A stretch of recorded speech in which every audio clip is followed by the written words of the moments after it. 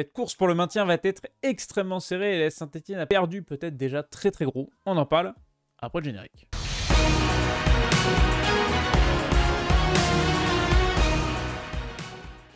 Bonsoir à tous, bienvenue dans la causerie, très heureux de vous retrouver pour une nouvelle semaine de Ligue 1, une nouvelle semaine de football. Français, le meilleur championnat du monde de France, nous offre encore du divertissement extra-sportif avec des problèmes arbitrales. Ça c'est classique. Après, sur le terrain, on en parlera peut-être à côté également. Je suis toujours accompagné de Melvin, journaliste sportif. La Ligue 1, comment on n'a pas pu la vendre 1 milliard quand même? Quel divertissement quand même. Oui, je ne sais pas parce qu'une bataille pour le maintien où c'est du surplace, je n'ai jamais vu ça. C'est une victoire aujourd'hui, une victoire, t'as un matelas d'avance, Ah ouais. tu comprends pas. Hein. C'est 3 Mais points aujourd'hui, c'est l'équivalent de 12 points d'Angleterre. c'est ça. Mais la différence de but vaut 3 points à elle tout seul, hein, je pense. Hein. Et déjà, Hein. c'est fou. C'est fou. Ce championnat nous réserve énormément de surprises et on va en parler parce qu'il y a une 25e journée. Ça y est, on rentre dans les 10 dernières journées du championnat. Et du coup, 10 dernières journées du championnat, ça vaut un petit tweet d'Opta avec des statistiques. Tu vois, des petites... qui finira où? Je vous affiche le petit tableau. Voilà, de ces statistiques. Je ne sais pas si vous le voyez très très bien. Mais le Paris Saint-Germain a plus de 99,9% de chances d'être champion. Ça m'étonne. Je m'y attendais absolument pas. Voilà. Il est truqué ce tableau. C'est bizarre. Je ne comprends pas. Et Lyon a 1,3% de chance de finir deuxième. Donc voilà, on suivra ça sur la suite de la saison. Mais c'est surtout les pourcentages pour le maintien sur lesquels on reviendra dans cette vidéo. Voilà pour le petit classement Opta sur lequel on se fixera tranquillement tout à l'heure. Je l'enregistre et on en parlera juste après. Le point classement avant d'aborder cette 25e journée de Ligue 1 qui va être très alléchante. On a beaucoup de choses à discuter, à échanger. Le Paris Saint-Germain, toujours leader, va vraisemblablement être champion de France. Marseille est deuxième, Nice est troisième avec 3 petits points de retard sur les Olympiens. 3 petits points, c'est l'écart qu'il y a également entre Nice et Monaco. On va dire que le Sud-Est maîtrise cette Ligue 1 et cette course au podium. Lyon est 6ème, Strasbourg se rapproche doucement, Toulouse enchaîne avec une nouvelle victoire, Montpellier et Lanterne Rouge a pris des points de retard puisque Saint-Etienne est le nouvel entrant dans cette zone rouge. Le Havre est désormais barragé grâce à une victoire à Lens.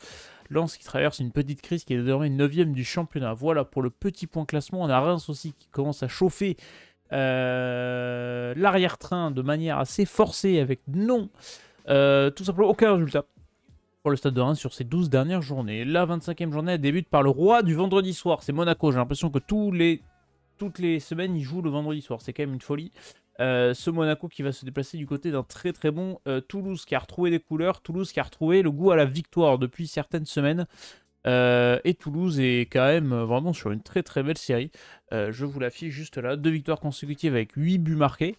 4 matchs, enfin une défaite en 5 matchs, donc voilà, un TFC qui roule, qui est plutôt pas mal et qui va jouer contre un Monaco qui n'a plus que ça à jouer, qui n'a plus que le championnat à jouer. Monaco qui reste du coup sur une petite victoire facile contre Reims, un Reims extrêmement faible. Pour ouvrir cette journée, mon cher Melvin, que penses-tu de cette rencontre avec un Toulouse qui pourrait embêter Monaco, moi je pense?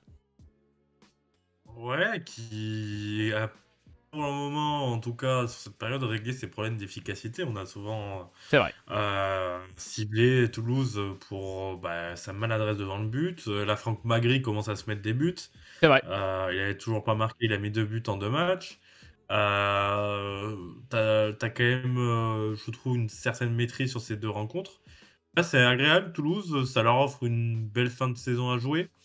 On avait un peu peur que Toulouse, en soi, allait être confortablement dans le ventre mou. Et là, tu peux te dire, à l'aube de ce sprint final, ils peuvent essayer de voir pour aller viser une 7ème place. En tout cas, si la Ligue 1 s'arrêtait à ce moment-là, 8ème, je pense que Toulouse signe direct.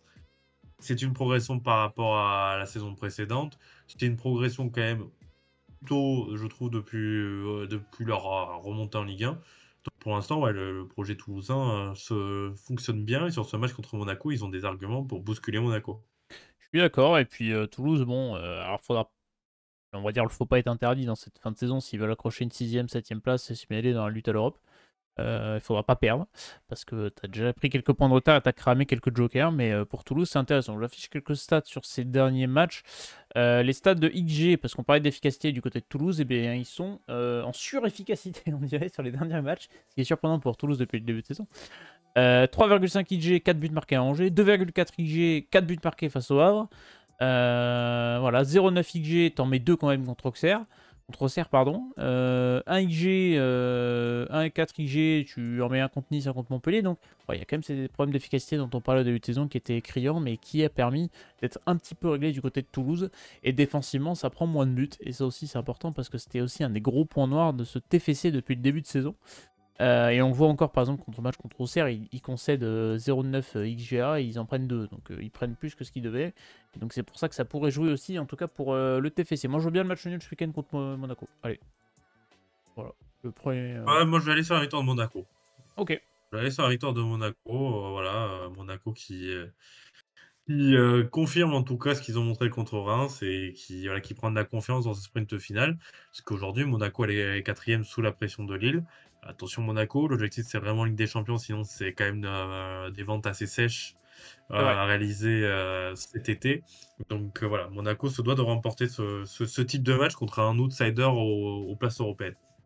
Et Monaco qui va sûrement prolonger Takumi Minamino jusqu'en 2027. Voilà, le japonais qui va prolonger C'est quand peut-être même son assez intéressant quand même. Ouais.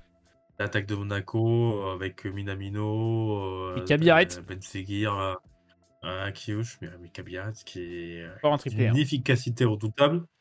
Ah, c'est assez fou. On a l'impression que le mec joue à Football Manager dans la vraie vie.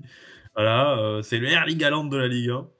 Ah, il fait que claquer. Et puis, Déjà 10 buts pour ouais, Mika bah, Biarritz. c'est bien pour Monaco. Ouais, c'est vrai, qui va avoir un Surtout, profil offensif on sait que c'est quand supplémentaire. même un secteur on sait que c'est un secteur quand même assez concurrentiel à Monaco, hein. Tu as quand même du monde, hein. Tu as Mbolo, tu as Ikilena, tu as Balogun, bon, qui est en manque de confiance quand même, qui est plutôt un échec depuis son arrivée à Monaco. Mais voilà, tu as quand même du monde au poste d'avant-centre et bah, il s'impose assez naturellement. Donc c'est de bon augure pour Monaco en sprint final si Biarritz garde cette efficacité. C'est ça, et puis si tu regardes les âges, bah, à part Minamino qui a 30 piges, tout le reste, c'est le plus vieux, c'est Crépin Dati à 26 ans. Donc en fait, t'as sur l'avenir aussi. Donc c'est quand même plutôt intéressant sur ce point-là. Et Mika Biarritz, 7 matchs, 10 buts. Pas nominé dans les joueurs du mois de février, ça a un peu fait grincer les dents sur les réseaux sociaux. Alors l'explication de la Ligue, c'est que déjà le triplé de ce week-end-là compte pour le mois de mars et non pour le mois de février, puisque les votes s'arrêtaient le 24 et que le match a eu lieu le 28. Voilà. Après, bon, les récompenses individuelles, je m'en carre un peu le fion, mais c'est une des explications données par la Ligue dans ce trophée individuel du joueur du mois de février. On va enchaîner sur le Rennes Paris Saint-Germain. Bon, le PSG joue demain soir en Ligue des Champions contre Liverpool. On a fait la prévue de la Ligue des Champions, vous pouvez la voir sur la chaîne. Elle est disponible, on l'a fait avec Jean, on s'est bien amusé à preview les huitièmes de finale et du coup forcément de parler de ce match du PSG contre Liverpool. Donc on n'a pas vu le match avant cette preview. Je sais pas si ça va changer quelque chose. Moi je les vois toujours gagner contre Rennes ou enfin, au moins faire match nul et assurer. Et je les vois bien finir vaincu ce PSG cette saison. À voir ce qui va se passer en Ligue des Champions également. Mais quand on voit la maîtrise qu'ils ont eu face à Lille la semaine dernière, le PSG est au-dessus en Ligue 1, on le Et répète là, chaque semaine. c'est l'année ou jamais, hein. Ouais, je Très pense ouais. clairement, tu as l'impression, en tout cas contre Lille, ils ont été en tout cas en première mi-temps, d'une maîtrise assez folle. Pour moi, j'ai jamais vu un PSG autant maîtriser un match, on va dire, contre un adversaire quand même d'un très bon calibre, à l'aube d'un choc en Ligue des Champions. Donc ce PSG est quand même très, très fort. Il y a certains connus sur ce match contre Liverpool parce qu'on n'est pas à l'abri, on dit une bêtise, Liverpool met une dérouille au PSG, hein, c'est le football. Quelle réaction derrière? Mais oui, oui, ce PSG, sur le papier, est très, très fort par rapport à Rennes, qui remonte bien. Moi, c'est pour ça que je vais quand même aller sur une victoire étriquée du PSG, Ok. parce que je pense que Rennes a des arguments, montre de bonnes choses, avec Habib Beye, avec des jeunes comme Cissé, Jacquet, qui font beaucoup de bien, à cette équipe rennaise. Voilà, mais ouais, je trouve que ça manque quand même un peu pour voilà, concurrencer l'équipe B du PSG, puisqu'on se doute qu'il y aura une large rotation pour ce match. Ouais, mais bon, même contre Lille, hein, tu vois, Lucien Naquet fait rentrer Gvara, fait rentrer Vitinha, tu vois, le banc pour la Ligue 1, il est quand même solide, quoi. Mais Rennes, j'ai trouvé contre Montpellier, je trouve le score un peu trompeur de 4-0. Très mauvais film d'ailleurs au passage au cinéma. Mais ça, ce n'est que mon avis. Non, mais j'ai trouvé un peu, ouais, un peu trompeur. J'ai trouvé Montpellier qui a proposé quand même de certaines choses. Ils ont eu 2 buts refusés pour hors-jeu qui étaient hors-jeu. Donc attention tout de même. Mais oui, en fait, Rennes se relève un petit peu mieux avec Habib Beye et il peut profiter d'un effectif qui est quand même assez qualitatif. Et ça fait C'est-à-dire pour le Stade Rennais qui va devoir, bon, bah maintenant, le Stade Rennais, ils sont à 10 points de Lyon, donc je les vois pas non plus revenir dans la course à l'Europe. Et s'ils peuvent se offrir une fin de saison un peu tranquille pour préparer l'été prochain, ce serait une bonne chose. Et on reparlera de Lyon dans la suite de cette vidéo, parce qu'ils vont faire parler. On a parlé du bourreau, parlons de l'exécuté Lille par le Paris Saint-Germain la semaine dernière. Lille qui va recevoir Montpellier cette semaine. Lille qui va jouer ce soir du côté de Dortmund en Ligue des Champions. On a fait la preview avec Jean de la Ligue des Champions, vous pouvez la retrouver sur la chaîne, je me répète, c'est un running gag, mais c'est vrai. Vous pouvez la voir. Lille, tu sais quoi, je vais directement lancer ce beau coup de cette journée, mais je vais mettre la victoire de Montpellier. Voilà, c'est ma prise de risque de cette journée-là. Alors, Montpellier a proposé de bonnes choses, j'ai peur que la victoire quand même à Rennes fasse mal aux têtes, parce que même quand t'es entre guillemets bon, sans plus, on va pas dire bon non plus, on va dire passable, tu prends quand même 4-0. 58 buts encaissés par Montpellier cette saison, c'est quand même affreux. Mais je sais pas, je me dis Lille va peut-être un peu fatigué de son déplacement à Dortmund. Ça me paraît très Pep Genesio d'aller faire l'exploit à Dortmund et de perdre contre Montpellier. Voilà, j'ai pas plus d'arguments que ça. Je pense que bon, bah, voilà, Lille reste favori et Lille va devoir quand même gagner pour s'assurer une qualif en Ligue des Champions. Mais c'est mon gros coup du week-end, allez. Ouais, mais moi, je vais aller sur plutôt un match nul. Ouais. Je vois un petit contre-coup sur la Ligue des Champions, quoi, voilà. Enfin, n'importe quel résultat contre Dortmund. Mais voilà, je vois mal Montpellier aller chercher la victoire. Aujourd'hui, elle est urgente, hein, pour Oh Montpellier, bah hein. là, Honnêtement, même c'est déjà quand même fini. fou. Moi, bon, on en a vu, hein, des clubs en énorme difficulté. On est bien placé, hein, les gens de Bordeaux, on connaît bien. Mais Montpellier, te dire avec le nombre incalculable de claques qu'ils ont pris, le nombre de problèmes qu'il y a au sein du club cette saison, te dire qu'aujourd'hui, ils peuvent encore se sauver, c'est ça qui est quand même assez fou dans cette Ligue 1. C'est aujourd'hui, je pense qu'il y a quand même le fait des droits TV, un championnat qui s'est cassé, en tout cas qui s'est scindé en plusieurs parties. Te dire que cette partie basse a autant peu de points, mais on va dire tout le monde peut encore se maintenir, c'est quand même assez fou. Et un peu de culot de la part du président Nicolas quand même, qui a quand même dit à ses joueurs, vous tuez le club, si vous voulez pas jouer, restez chez vous. Alors effectivement, les joueurs sur le terrain, certains peuvent poser des questions sur l'implication. Mais on va pas dire que le club s'est tué non plus que à cause de leurs joueurs. Voilà. Je pense que là, il y a beaucoup de fautifs à Montpellier. Et c'est fou qu'avec 15 points et seulement 4 victoires et 58 buts encaissés, ils sont qu'à 5 points de la zone de barrage. Ça, c'est quand même fou à 10 journées de la fin que les mecs peuvent se maintenir en ayant 28, 30, 35 points, quoi. Ça, c'est quand même fou. Mais bon, ouais. Pour Montpellier, bon, je mets la victoire contre Lille pour aller jouer un peu l'effet de surprise et pour sortir casser un peu le truc. Voilà. Je vis pour les caméras, on peut le dire. Mais bon, Lille reste quand même devant. Et Lille a quand même contre les concurrents directs cette saison, assuré. N'est pas un concurrent direct, mais il faut prendre les points contre les petits si tu arrives à prendre les points contre les gros. L'Olympique de Marseille reçoit le Racing Club de Lens. Le Racing Club de Lens est malade, a enchaîné un 5e match sans victoire. L'Olympique de Marseille, lui, enchaîne après une victoire contre Nantes. Ce week-end, 3 buts à 1, 2 buts à 0. Je sais pas pourquoi j'ai vu 3-1, je pense que j'ai pété les plombs. Non, 3 buts à 1, pardon. Un Racing Club de Lens, oui, qui, on l'a dit, n'avance pas. Et je vais pas m'étaler sur ce match. Je vois Marseille enchaîner, une nouvelle fois à domicile, assuré. Lens, ouais, on le sait, le mercato hivernal a fait mal. On en parlait juste avant, tu m'as évoqué cette belle rumeur d'un média italien, alors est-ce qu'elle est fiable ou pas, de Igor Tudor qui pourrait arriver, c'est-à-dire que Will Steele partirait. Will Steele a quand même un peu exprimé sa frustration dans les dernières interviews ces dernières semaines quand même. Oui, parce que bah, c'est. Compréhensible. En fait, ouais, en fait, je trouve que c'est un choix de carrière qui n'est pas le bon, hein, quoi qu'il arrive à la fin de saison. Parce que bah, tu quittes Reims avec l'idée de l'Angleterre, ou en tout cas, voilà, accéder à la première ligue, ou en tout cas d'avoir un club potentiellement qui peut vite accéder en première ligue. Tu rebondis à Lens un peu de façon surprenante, hein, parce qu'honnêtement, personne n'aurait misé à un moment donné que Wistil quitte Reims pour finalement aller à Lens. En fait, ton équipe, elle est dépeuplée, hein. Aujourd'hui, le 11 Lensois qui est aligné chaque semaine, contrairement. Enfin, tu compares à celui de la saison dernière, c'est loin d'être le même, hein. C'est le 11 contre le ça. Cette équipe, voilà, elle manque de repères. Elle manque de repères. Et tu sens qu'il y a quelque chose de cassé. T'as un mercato. Alors, il y a des joueurs qui sont pas inintéressants, mais tu sens que voilà, c'est pas le même niveau que les joueurs que tu avais recrutés précédemment.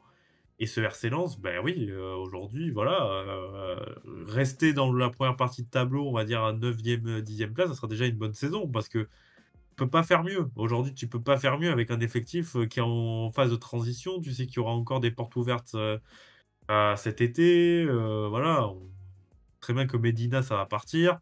Enfin voilà, il y a plein de trucs qui font que le RC Lens aujourd'hui n'est pas en capacité de jouer l'Europe et contre un Marseille qui a en plus une profondeur de banc hyper intéressante, on l'a vu contre Nantes. L'entrée de Oui, Valentin Rongier, elle change tout. Euh, moi je trouve que je vois pas comment Lens peut exister sur ce match. je suis d'accord avec toi. J'ai rien de plus à ajouter. Tu as tout dit. Et ouais. Et pour cet Olympique de Marseille, bah écoute, faut continuer à prendre des points parce que Nice derrière pousse et on va jouer l'Olympique de Marseille à domicile encore pour enchaîner face au Racing Club de Lens. Dans ce sprint final, Marseille paraît favori pour cette seconde place. Et nous, on va parler d'une autre lutte, la lutte pour le maintien avec le SCO d'Angers qui peut peut-être se donner un bon bol d'air sur cette zone rouge. Angers qui compte 27 points, soit 7 d'avance sur Le Havre, nouveau barragiste, qui va défier le Stade Brestois du côté de Francis Lebé. Stade Brestois 10e, 33 points. Quoi qu'il arrive pour Brest, je pense que ce sera une saison réussie. Maintenant, de quoi ils peuvent rêver les Brestois? J'ai l'impression que l'Europe c'est un peu loin, le maintien aussi. Bon, bah, faut rester au milieu, assurer la meilleure place possible et prendre un petit chèque, quoi. Surtout que tu as une fin de saison qui est en fait qui est alors, voilà, Brest va se maintenir. En fait, tu as une fin de saison assez piégeuse parce que tu as eu tellement d'adrénaline avec les matchs de Ligue Ouais. des Champions et même l'épopée de Coupe de France parce que Brest en quart de finale de Coupe de France, c'est plus arrivé depuis, je sais pas, une quinzaine d'années au moins. Donc, Je crois qu'il y avait le Bruno fait Grougy la dernière fois, qui est d'ailleurs adjoint en ce moment. donc tu as une équipe, voilà, qui a vécu déjà sa saison et c'est vrai que, bah, tu as quand même un gap, avec les places européennes. Non, tu peux essayer de te replacer et pour cela, voilà, tu as 2 matchs qui vont, se profiler à domicile, la réception d'Angers et de Reims. Si tu fais le plein de points, oui, tu peux t'ouvrir peut-être une perspective d'aller accrocher une 7e, 6e place et relancer une fin de saison. Mais je sens que ces 2 matchs sont cruciaux parce que si tu Ouais. ramènes, je dis une bêtise, 2 points ou 1 point, tu te fais surprendre, heu, quand tu vas sentir qu'il y a pas l'Europe parce que derrière tu vas avoir vraiment des matchs cruciaux, Monaco, Lens, Marseille, Lille, Lille, Nice, Nice, enfin des costaud. cadors. Ah, tu vas avoir des cadors si honnêtement tu es en roue libre, tu peux finir une fin de saison assez compliquée. On va dire terminer un peu en août boudin, alors que, bah, tu fais quand même une belle saison, hein. Brest, qui ne tremble pas, pour le maintien. Ça fait quand même 2 années consécutives, bon 2 très belles années, l'année dernière, voilà, c'était exceptionnel. C'est quand même 2 très belles années et tu te dis: «Si Brest arrive à se stabiliser, aller entre, la 8e, 12e place par rapport à son budget, par rapport à comment il fonctionne», c'est quand même très beau. Je suis totalement d'accord avec ça. J'ai peur que ça finisse un peu sur les rotules, mais c'est compréhensible du côté du Stade Brestois. Angers va devoir se remettre d'une sacrée claque 4-0 infligé par Toulouse à domicile. Et puis pour le SCO d'Angers, bah, il va pas falloir non plus trop traîner parce que les prochains matchs, Brest, Monaco, Rennes, Paris, Montpellier, Nice, Lille, là l'enchaînement il va être costaud parce que tu as des adversaires directs pour le maintien, tu as des adversaires pour le podium. Donc ça va être des mecs, des équipes qui sont pas dans le même championnat que toi, entre guillemets, et tu n'as que 7 points d'avance. Alors c'est quand même un matelas confortable quand tu sais que personne n'avance derrière, mais il va pas falloir se faire surprendre non plus quand même. Donc pour Angers, ce serait bien de prendre allez, 1 ou 2 points histoire de se dire allez, on est tranquille sur les prochaines journées. Oui, mais c'est pas enfin, c'est là aussi, c'est pas étonnant, Oui, cette équipe, angevine, franchement, elle fait du beau boulot, on parle de Brest, mais Angers aussi fait un travail admirable. Aujourd'hui 12e, au début de saison, franchement, je les mettais quasiment à la place de Montpellier, hein, personnellement, hein. ouais. C'est une équipe qui était voilà, c'est un club, plus qu'une équipe qui est quand même en phase de transition. Il y a eu ces rumeurs de rachat, finalement voilà, c'est, toujours le même actionnaire. Mais ce qu'ils font cette saison, c'est assez cohérent. Bravo Alexandre Dujeu qui fait un très, très beau boulot et voilà, faut le reconnaître, il a mis sa patte du côté de d'Angers, et voilà, ce type de match contre Brest, c'est des matchs où tu te dis: «Il peut aller faire un coup et aller accrocher définitivement le maintien». Parce que franchement, déjà aujourd'hui, l'écart de 7 points, quoi, avec le barragiste, quand tu vois la lenteur, Ah des oui, 3 derniers, je pense qu'il faudrait au moins 50 journées avant qu'ils reviennent, quoi. c'est vrai. T'imagines un maintien qui va jouer à 23 points, tu sais. Mais c'est fou quand même. Moi, je trouve ça dingue quand même, c'est que personne n'avance comme ça, c'est quand même assez fou. Mais bon, tant mieux pour, Angers et pour Brest aussi également. Je vais mettre match nul, moi. Je sais pas ce que tu vois dans cette rencontre. Ouais, je vais mettre match nul aussi parce que c'est quand même difficile de se prononcer entre deux équipes qui se ressemblent un peu quand même. Je trouve dans les particularités de club. Donc ouais, je vais être aussi sur un match nul. Allez, on enchaîne avec ce Nantes-Strasbourg. Nantes qui sort d'une défaite tout de même face à l'Olympique de Marseille du côté du Vélodrome de but à 0. Strasbourg, ben, fine de rien, Strasbourg s'est relancé. Et Strasbourg, peut-être un trouble fait à l'Europe. Strasbourg est revenu à 2 points de l'Olympique lyonnais dans cette lutte pour la 6e place accédant à la Conference League. Dommage que la passe là, fin d'année 2024, début 2025, était, surtout fin 2024, là, le mois octobre, novembre, tout ça de Strasbourg a été vraiment compliqué. Ça va peu leur coûter cher sur la fin de saison.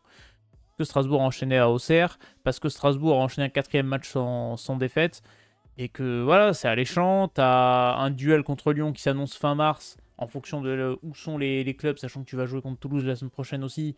C'est des candidats directs, ça peut être intéressant. Strasbourg a les cartes en main pour s'offrir une très très belle fin de saison, au contraire de Nantes où il va falloir prendre des points aussi, parce que même si derrière ça avance pas, Nantes n'a que 4 points d'avance sur le Havre. Voilà, mais le FC Nantes, on sait, quand ça chauffera trop, ils gagneront le match qu'il faut.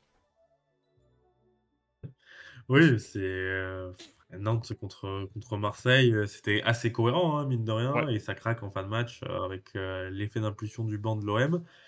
Euh, et c'est assez paradoxal ce FC Nantes parce que en fait, il gagne peu de matchs, hein, mine de rien, mais il gagne les Ouais, matchs qu'il faut c'est pour ça. éviter d'être dans une spirale. Voilà, 5 t'as victoires. la victoire à Reims, t'as la victoire contre Lens, tu sais, c'est toujours des matchs. Alors, ils ont en plus des circonstances des fois un peu favorables. Et c'est vrai que tu te dis, bah, ça peut se maintenir sans forcément être beau, sans forcément avoir d'autres projets derrière, mais ça va se maintenir. On va dire qu'il y a une forme de panache dans ça du FC Nantes. Et Strasbourg qui, franchement, réalise là aussi une très très belle année, hein. Ah oui. Honnêtement, on a beaucoup d'exemples catastrophiques de filiales. À Strasbourg, pour l'instant, ça fonctionne très bien, hein. Liam Rosenior s'est parfaitement adapté, a le groupe qu'il faut pour ses idées. Et je trouve que c'est peut-être l'entraîneur qui collait parfaitement au groupe de Strasbourg, qui a voilà, un manque d'expérience assez criant. Et franchement, voilà, c'est hyper intéressant. Ils sont allés gagner à Auxerre. Il y a une forme de solidité défensive assez surprenante parce que franchement, c'était pas le cas en début de saison. 4 clean sheets consécutifs, ouais. Voilà, ouais, ouais, moi je veux voir Strasbourg. Voilà, moi j'ai envie que Strasbourg batte Nantes pour me dire, ouais, peut-être que Strasbourg va aller accrocher une place en Europe. Je pense qu'il peut même aller, pourquoi pas aller sur un malentendu, peut-être chipper une place en haut dans les 6 premiers. Mais voilà, déjà, s'il termine 7ème, il joue la Ligue Europa Conférence, c'est une très belle année pour Strasbourg. L'objectif, c'est de s'installer dans les places européennes et ils feront un très beau pari avec l'investissement aussi qu'il y a eu derrière, hein. Il y a eu un Ah oui.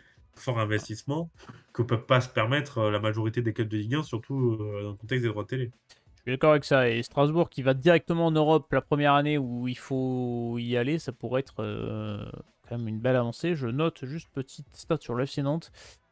C'est l'antépénultième équipe sur la deuxième mi-temps en Ligue 1. Voilà. Si on prend les deuxièmes mi-temps en Ligue 1, Nantes est 16e. Au contraire de Strasbourg qui est 7e. Donc voilà. 21 buts marqués, 21 encaissés pour Strasbourg sur les secondes périodes cette saison et 25 pour Nantes. Ça devrait se dessiner là, on l'a vu, voilà, Nantes a craqué contre Marseille en seconde mi-temps, bah, c'est un peu l'image de leur saison, on va dire, voilà. Passons au match suivant, ouh là là là là, match capital, match ultra important, on appelle ça le match à 6 points, mais dans ce contexte de la Ligue 1, c'est peut-être le match à 15 points là, je pense. Le Havre Oh, va défier, 120 points, hein. va défier l'AS Saint-Etienne, et que ce match va être important. Il faut pas avoir la peur au ventre, que ce soit côté Stéphano ou côté Havre. Le Havre qui sort d'une très très belle victoire étriquée au forceps du côté du RC Lens grâce à un penalty obtenu dans les dernières minutes, dans les ultimes secondes de ce classement. Le Havre a gagné 2 de ses 4 derniers matchs, n'a perdu que 2 de ses 5 derniers matchs, tout de même il faut le signaler parce que dans ce contexte maintien c'est important pour les Havrais. Je vous affiche le calendrier du Havre qui sort donc de cette victoire 4-3 contre Lens avec... voilà, ils ont été menés, ils sont revenus, ils sont accrochés. Et au contrario de Saint-Etienne qui s'est complètement écroulé contre l'OGC Nice. J'ai coupé le son de la télé pour le match, je dirais pas pourquoi, mais je pense que tout le monde a compris pourquoi. Parce que ce Nice-Saint-Etienne, c'était mieux, je pense, sans le son, malheureusement. Ils ont réussi à égaliser, c'était revenu grâce à un super but de Sassin, mais ils se sont complètement écroulés. Saint-Etienne est, je vais vous le montrer, l'une des pires équipes dans la première demi-heure cette saison en Ligue 1, puisque Saint-Etienne n'a marqué que 4 buts dans la première demi-heure et en a pris 20. Le 20e, c'était ce week-end contre Nice. Donc des entames de match complètement ratés. Et Le Havre est la pire équipe sur la première demi-heure de Ligue 1 cette saison, puisque c'est 17 buts encaissés, soit 3 de moins que Saint-Etienne, mais 6 buts marqués, soit 2 de plus. Voilà, donc vous pouvez skip la première demi-heure de ce match ce week-end, je pense, parce qu'elle risque de pas être très très belle. Et moi, ce qui m'a inquiété pour Saint-Etienne ce week-end, pour parler un peu de Saint-Étienne, c'est que c'était pas un OGC Nice transcendant. C'était un OGC Nice moyennasse. Et ils ont quand même gagné 3-1. Et Saint-Etienne a été dominé, s'est fait bouffer, et Saint-Etienne est reparti avec 3 nouveaux buts dans la besace. Ça fait encore trop de buts, on va dire, point positif, ils n'ont pas encaissé de penalty. En fait, chaque semaine, on répète la même chose sur Saint-Etienne. Hein. C'est-à-dire que quand tu as une défense qui se faisait déjà bien bousculer en Ligue 2 et que tu la renforces pas forcément, ben, t'en payes le prix. Et la défense de Saint-Etienne, c'est les lignes marginaux hein, aujourd'hui. Hein. C'est Cajot sur Cajot. Tu vois qu'Ornéland, en fait, Ornéland, il essaie de mettre un jeu ambitieux, c'est bien. Mais Il n'a pas aujourd'hui, tu l'effectif. peux mettre...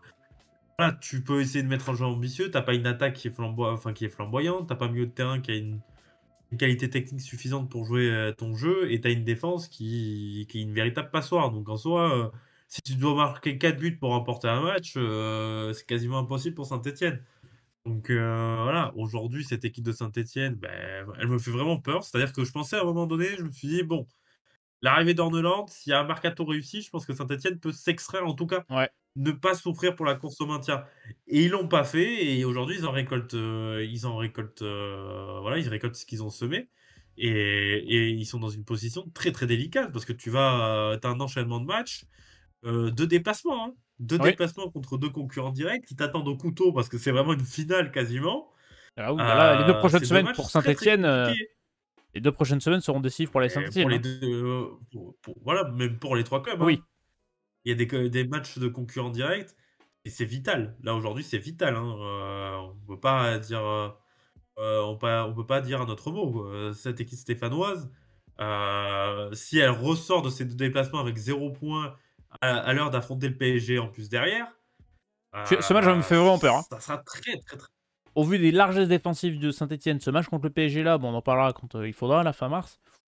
Celui-là, il fait très très très très peur. Hein. C'est surtout que contre Nice, tu vois à un moment donné, tu comprends pas, tu as un bloc qui se délie totalement Ouais. et tu te dis, mais tu as des espaces, mais à ce niveau-là, ben oui, ça paye cash. Contre des équipes comme ça paye cash. Et ça sera pareil contre Le Havre. Alors, Le Havre qui est aussi défensivement Oui, il se prend plus la science et au peut-être risque. Hein. pas. Enfin, voilà, c'est pas pire parce qu'on fera pas pire que Saint-Etienne et Montpellier.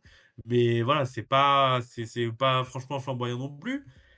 Eh, mine de rien, ils ont quelque chose. Ils sont allés chercher des victoires contre Lens, mais tu sens que le mercato d'hiver, Ouais. alors a apporté des billes à Didier Digard et mine de rien, mais ça a un peu rafraîchi un petit peu ce groupe, ça a un peu réoxygéné tout ça. Ça permet à cette équipe havraise d'y croire encore. Et franchement, aujourd'hui, ils sont dans une position où ils doivent se dire, tu t'imagines, tu gagnes semaine contre Saint-Etienne, Reims fait du surplace depuis octobre, tu peux te retrouver à une place d'une place de non relégable. Et franchement, bah oui, pour un Havre comme ça, vu tout ce qu'ils se sont pris dans la gueule cette saison, Ouais, bah ça peut être un franchement, miracle. Hein. tu entamerais ce sprint de finale. Ah ouais, tu peux entamer ce sprint final d'une façon assez parfaite. Mais voilà, pour revenir à Saint-Etienne, moi en fait, ce qui me dérange, c'est que tu te mets dans cette situation compliquée tout seul. Ouais. Aujourd'hui, tu as la majorité de ton effectif qui n'a pas le niveau Ligue 1. Il faut le dire, ou qui n'ont pas encore le niveau Ligue 1. Je veux bien l'entendre, il y a des prospects, il y a des joueurs intéressants.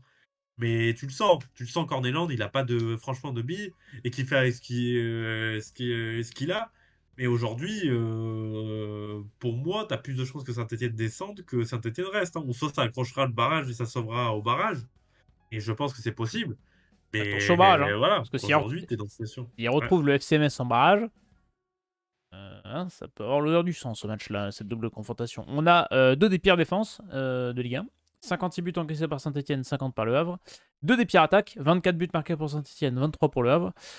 Donc voilà, c'est un peu un duel de mal classé hein, sur tous les tableaux. En termes d'XG, c'est deux équipes qui se provoquent le moins d'occasions en Ligue 1. Et en termes d'XGA, c'est deux des trois équipes qui subissent le plus. Dont Saint-Etienne qui subit 54,8 XG sur la saison. Ils ont pris 56 buts. Donc voilà, on est sur deux équipes qui sont défensivement et offensivement absolument pas en confiance. Le Havre est quand même un peu mieux sur la dynamique courte, on va dire. Mais tu l'as très très bien résumé. Je n'ai rien de plus à ajouter. À part qu'on a tous une petite pensée pour Batou Betsika qui s'est fait... qui est parti aussi, par un tocard Oui. sorti de son véhicule. Bon, ça c'est... On va parler de l'abruti d'entraîneur portugais, parce que voilà.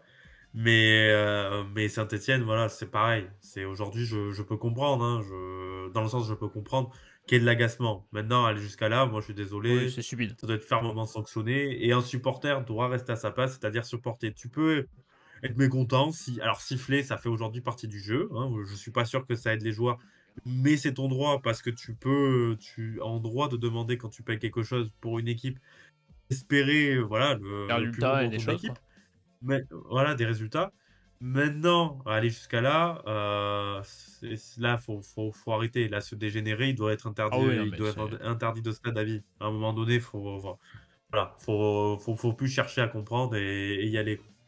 Je suis totalement d'accord avec toi, c'est d'une débilité sans nom. Vraiment, c'est subide, hein. Et ça va récolter quoi? Alors, à lui, à titre individuel, même Batou Bisinka, Ah oui, bah ça le met là... dans quelles conditions pour s'arracher, pour sauver le club?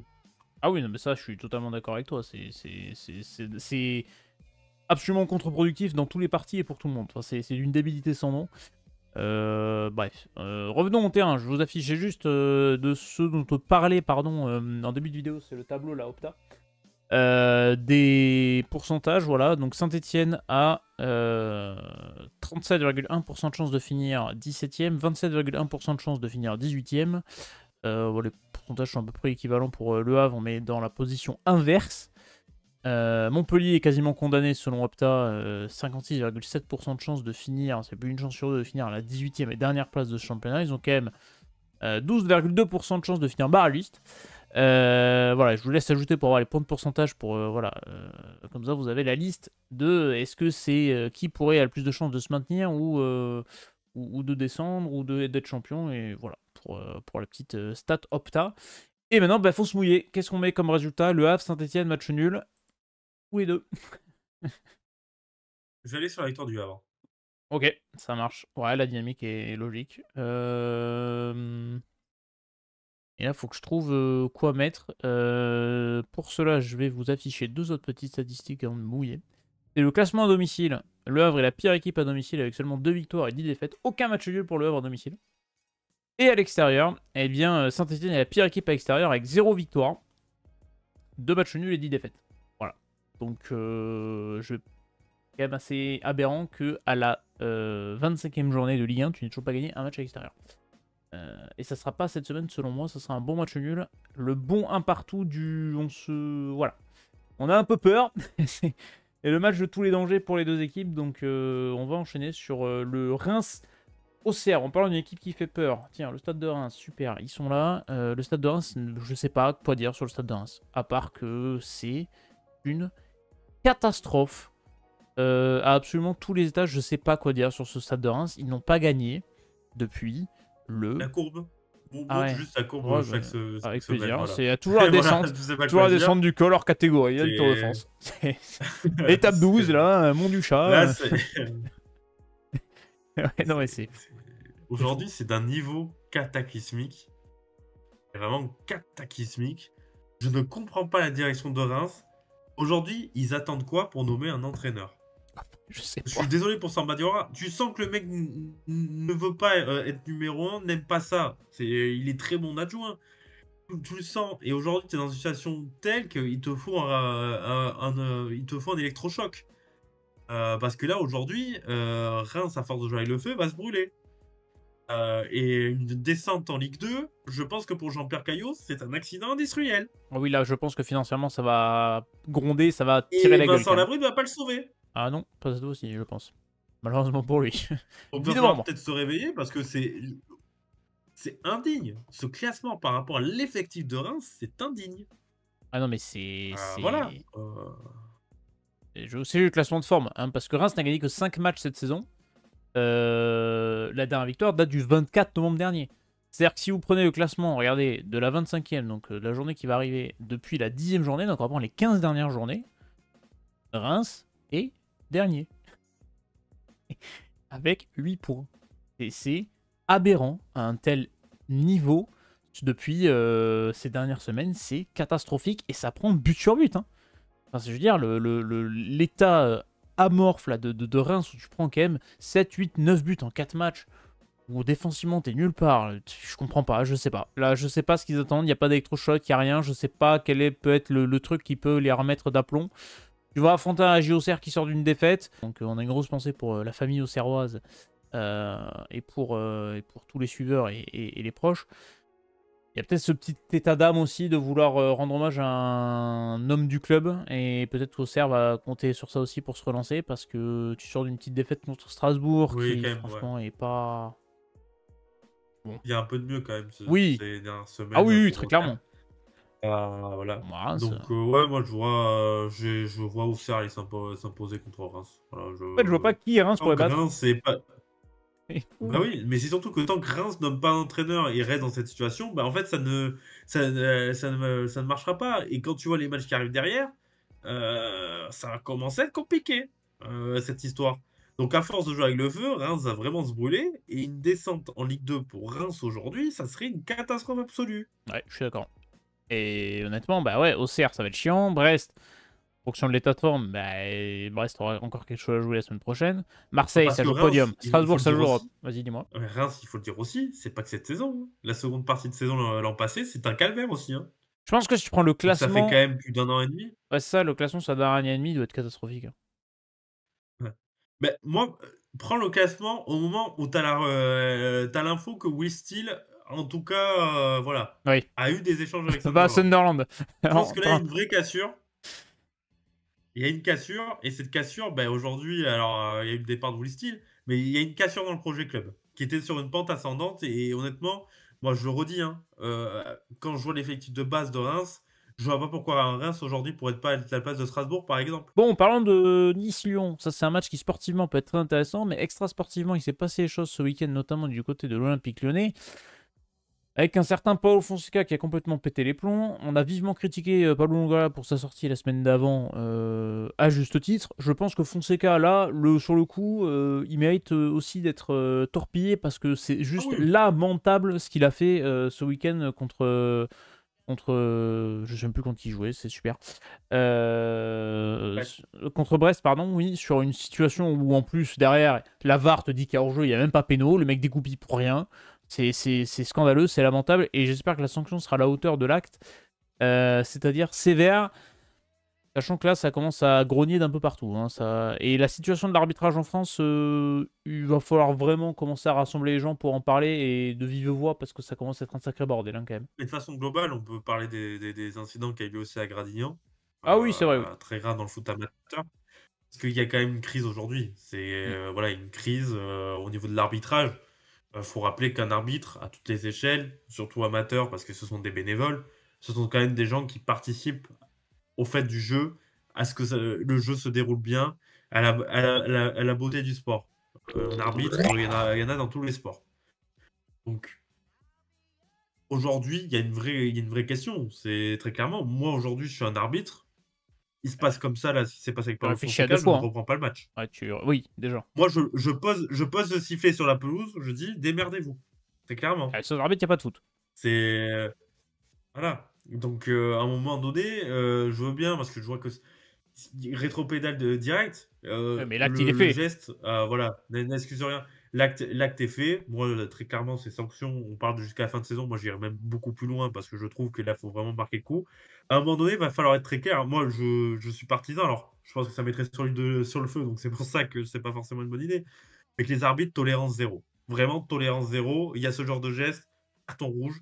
Il y a des remontrances, carton rouge. Il y a des déclarations à la Longoria, grosse sanction. Et à un moment donné, voilà, il va falloir la fermeté. Parce qu'en fait, les clubs, ils veulent pas aider l'arbitrage. Ils veulent manipuler l'arbitrage. C'est pas pareil, hein. il vaudrait un arbitrage entre guillemets, Pablo Longoria. S'il y a des décisions en faveur de l'OM, vous pensez il va gauler, corruption? Non. Non?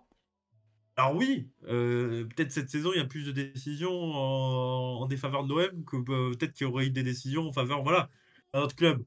Et vous pensez vraiment que les arbitres, tous les lundis sont comme ça en disant: «Ah, comment on va embêter l'OM cette semaine?» Bah non, voilà. Qu'il y ait un problème, on peut le dire, sur Oui, non. l'arbitrage dans le sens, est-ce qu'on peut améliorer Ah l'arbitrage? oui, ouais, sur Oui, plein de c'est points. une évidence. Est-ce que on va dire que l'arbitrage doit se débunkériser et qu'on puisse en parler autour d'une table? C'est une évidence aussi. Maintenant, est-ce que ça doit passer par des coups de force comme font les clubs aujourd'hui? Non. Désolé, non. Donc à un moment donné, c'est très simple. Si les clubs veulent jouer comme ça, ben ça va aggraver le problème. Les arbitres vont rester dans leur bulle, vont rester dans leur bunker et au final, tu gagneras rien. Mais ce qui s'est passé ce week-end, c'est inadmissible et encore une fois, ça fait plusieurs week-ends qu'on dit qu'il y a des choses qui sont inadmissibles. Ce n'est pas normal Et ça, je suis et ça totalement ne se d'accord. passe pas dans les autres championnats. Aussi, également. Mais il y a un problème, il y a une cassure entre les clubs, les supporters, l'arbitrage, depuis plusieurs années. Il y a quelque chose qu'on a je pense qui a été occulté. Je pense que le contexte du football français, avec les problèmes économiques et donc les enjeux sportifs qui Oui, deviennent beaucoup plus de important. plus en plus grands, voilà. Et ça favorise la Je tension. pense que ça joue aussi un peu. Oui, ça... Maintenant, ça n'explique pas, ce qui se passe aussi, voilà. Mais je pense qu'on est dans un climat tellement de tension dans le football français oui, que ça ressort, sur ce type de problème. je suis totalement d'accord avec ça. Et l'arbitrage français a plein de problèmes. On le répète chaque semaine, il est pas bon. Voilà, voilà, ça c'est un fait. Il y a plein de problèmes, que ce soit de l'inconstance, de communication, sur des règles, sur des choses, sur des décisions, sur...